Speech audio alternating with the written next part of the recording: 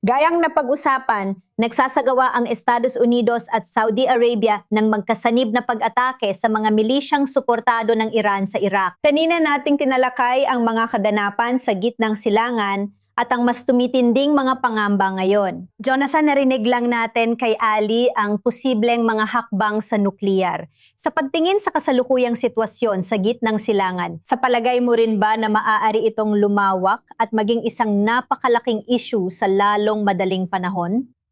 Sa tingin ko, ang mahalagang salita tungkol sa Pickaxe Mountain ay hindi pa. At sa hindi malamang dahilan, hindi yon isinama sa pahayag ng Israel o kung sino mang mataas na opisyal ang nagsalita tungkol dito. Pero yon dapat ang mahalagang parirala. At alam natin, nakita na natin noon na ang rehime ng Iran ay hindi basta-basta nagtatayo ng mga pasilidad sa ilalim ng lupa, matitibay na bunker at posisyon para libangan lang. Pero ginagawa nila ito dahil may lihim silang programa sa sandatang nuklear. Naintindihan nila na para mailayo ito sa mga bomba ng Israel o Amerika, kailangang ibaon ito ng malalim sa ilalim ng lupa. Natuto na sila na hindi sapat ang ilang metrong lalim at kailangan pa nilang ibaon ito ng mas malalim. At ang pickaxe raw ang paraan nila para masolusyonan yon. Alam mo, dahil sa politika ng US at Israel, duda ako na nanaisin ng US at Israel ang mas malawak na komprontasyon at paglala ng sitwasyon. At sa tingin ko, naiintindihan yon ng mga Iranian. Kaya sa palagay ko, susubukan nilang magpalala ng sitwasyon, sila ang kukuha ng inisyatiba, mas magiging matapang sila at susubukan nilang manggulo at makalusot sa mas marami pang bagay. Malamang umaasa sila na makakakuha ulit sila ng isa pang MOU na kasing bukas palad at kasing paborable ng huling MOU na nakuha nila. Na sa tingin ko, isang napakahinang na inegosasyong kasunduan para sa US. Pero sa tingin ko, yan ang basa ng mga Iranians sa sitwasyon. At ang mga pinakahuling aksyon nila, mga pahayag nila, at antas ng agresyon ay nagpapakita na doon sila papunta. Ibang usapan na ang mangyayari pagkatapos ng midterms at ng eleksyon sa Israel. May mga deadline ang dalawang leader na yon, walang duda tungkol doon.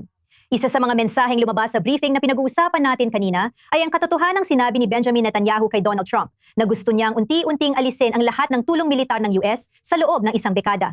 Mahalaga ito at hindi rin ito ang unang beses na narinig natin ito. Nalaman din natin na si Yair Lapid ay may mga pagpupulong sa Washington tungkol sa isyung ito. Ano ang bagong balita? Tama, nakipagpulong siya sa mga Democrat. Benita, na mahalaga siyempre para sa Israel na subukang gawin ang lahat ng makakaya nito upang makipag-ugnayan sa Partidong Demokratiko.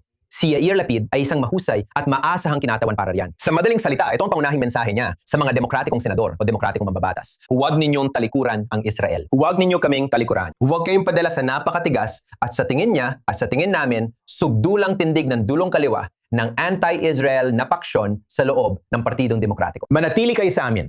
Maniwala kayo sa kakayahan ng Israel na gumawa ng mga patakarang ayon sa gusto ninyo. Pinag-uusapan ang pluralismo sa sistemang pampulitika ng Israel, lalo na ngayong malapit ng eleksyon na gustong mapanalunan ni Yair Lapid o ng kanyang kampo. Sinusubukan nilang ipaliwanag ito para mapanatili ang mas maraming demokratikong kakampi ng Israel. Tulad ng alam ng marami sa ating mga manonood, ito ay isang masela na sandali para sa Israel at sa opinyong publiko ng Amerika sa pangkalahatan, lalo na sa loob ng Partido Demokratiko.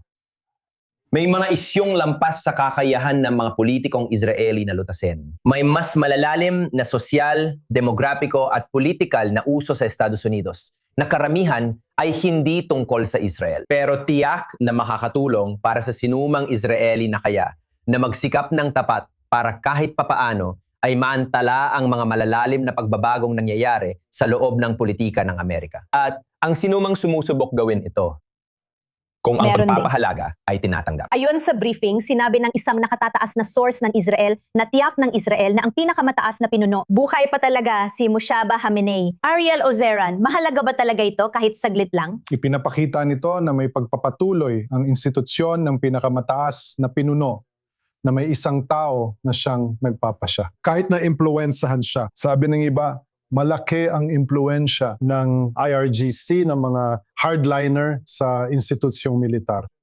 Ang katotohanang may ganitong posisyon ay napakahalaga. At ang katotohanan sinasabi ito ng Israel ng direkta. Sa tingin ko, ito ay napakahalaga. Salamat Ariel Ozeran, Owen Altman sa pagpunta sa studio. Jonathan, aalis ka na.